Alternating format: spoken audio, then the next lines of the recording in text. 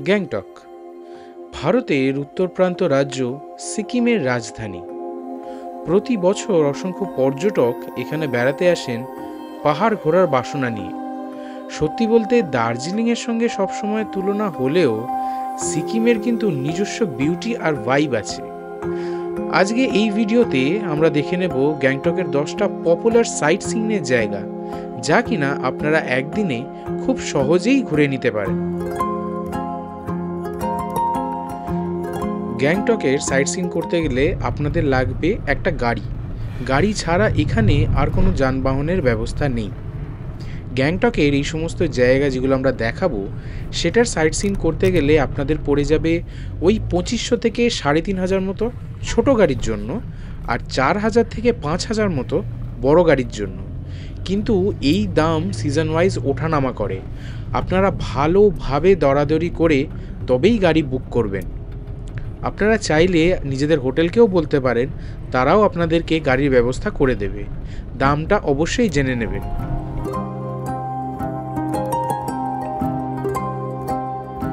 গ্যাংটক এলে সর্বপ্রথম যে জায়গাটা মাথায় আসে তা হলো এমজি মার্গ।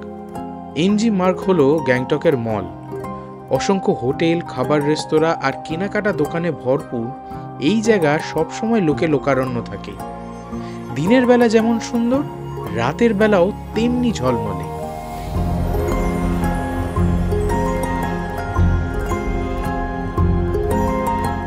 এইখানেই একপাশে আছে লাল মার্কেট। একটু নেমে যেতে হবে বটে, কিন্তু দরাদরি করে এখানে শপিং করলে পর্যটক আর ক্রেতারা বেশ লাভবান হবে।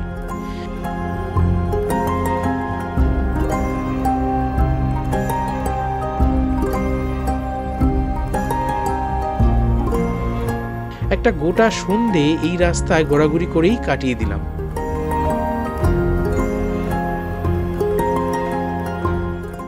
সিকিম শহরের মধ্যে ওয়াটারফল আছে দুটো। তার মধ্যে একটা হলো লাসা ফলস।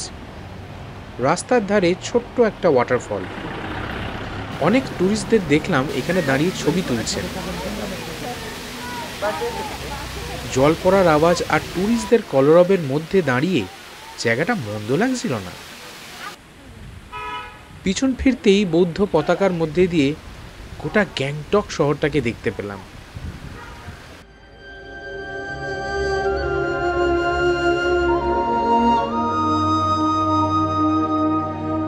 এরপর আমরা চলে যাব গঞ্জাং মনাস্ট্রি। সমুদ্রপৃষ্ঠ থেকে 6066 ফুট উচ্চতায় এই মনাস্ট্রি স্থাপন করেন টিংকে গঞ্জাং রিম্পোচে 1981 সালে। এই মনাস্ট্রিতে একটা স্কুল আছে। এই মঠ বৌদ্ধ ধর্মের জাংতা সম্প্রদায়কে অনুসরণ করে। এখানে বাচ্চাদের আশ্রমের আধ্যাত্মিক পড়াশোনার সাথে সাথে ইংলিশ আর তিব্বতী ভাষারও তালিম দেওয়া হয়।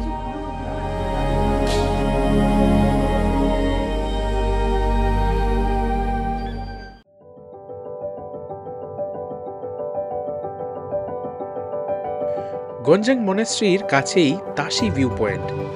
রাস্তার সমতল থেকে একটু হেঁটে ওপরে উঠতে হবে ঠিকই, কিন্তু উঠলেই দেখা পাওয়া যাবে দ্য মাইটি কাঞ্চনজঙ্ঘার।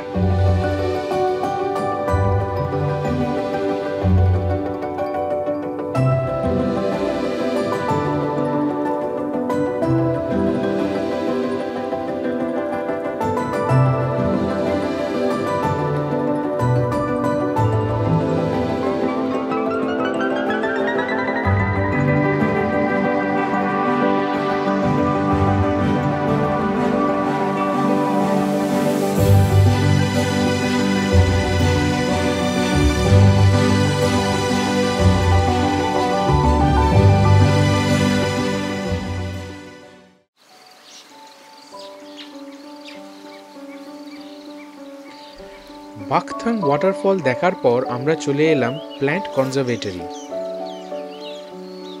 কত রকমের ফুল, গাছ, পাতা সংগ্রহ করা আছে এখানে।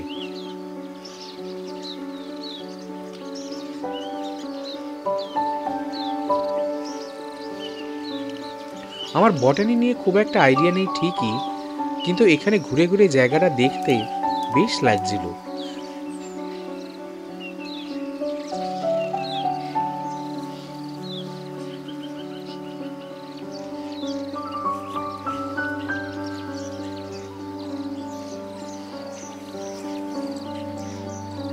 বিশেষ করে এই কনজারভেটরির কোনা কোনা থেকে দেখতে পাওয়া যায় কাঞ্চনজঙ্ঘা।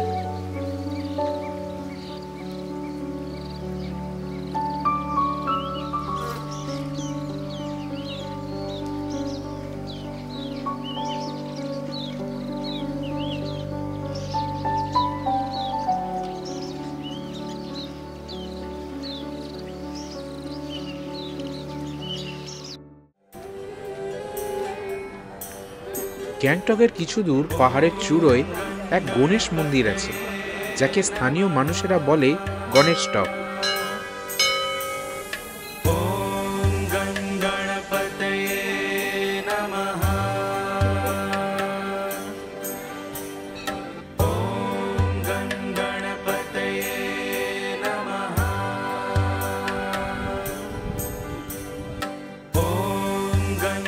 আর এই গণেশ টক থেকেই ইঞ্চে মনাস্ট্রি পাখির চোখের মতন দেখা যায়।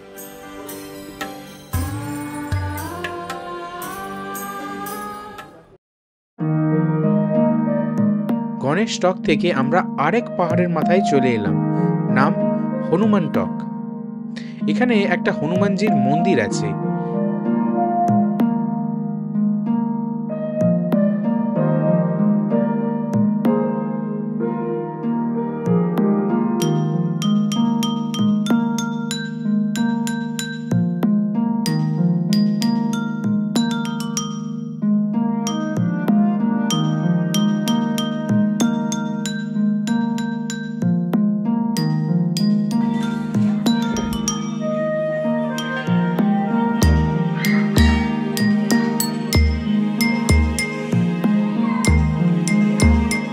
এই হনুমান টকের পার্কিং থেকে যে পাহাড়টা দেখা যায় সেটাই হচ্ছে সিকিমের বিখ্যাত ছাঙ্গু লেক।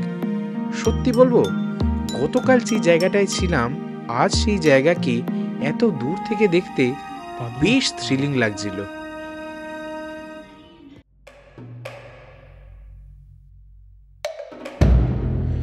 এবার আমরা চলে এলাম ইঞ্চে মনাস্ট্রি। গুম্ফাটি নির্মাণ করেন চোগ্যাল রাজারা 1840 সালে, কিন্তু পুরোপুরি এর স্বীকৃতি আসে 1909 সালে এবং সেই জন্যে অনেক জায়গায় এই মনাস্ট্রি 1909 সালে নির্মাণ হয়েছে বলেও জানা যায়। 2006 ফেব্রুয়ারির ভূমিকম্পে এই মনাস্ট্রি প্রচণ্ডভাবে ক্ষতিগ্রস্ত হয়, কিন্তু ভক্তদের চেষ্টায় এই মন্দির আস্তে আস্তে নিজের রূপে আবার ফিরে এসছে।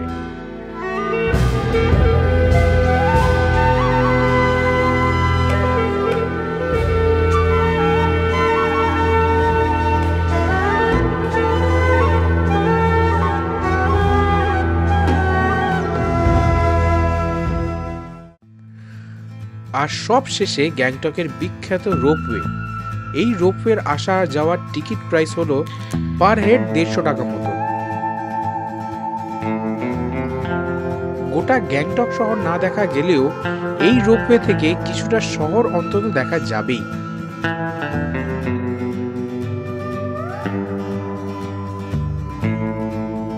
বিশেষ করে রাস্তার উপর দিয়ে যখন রোপওয়েটা যাবে তখন উপর থেকে ছোট ছোট গাড়িগুলো দেখতে কিন্তু বেশ লাগবে।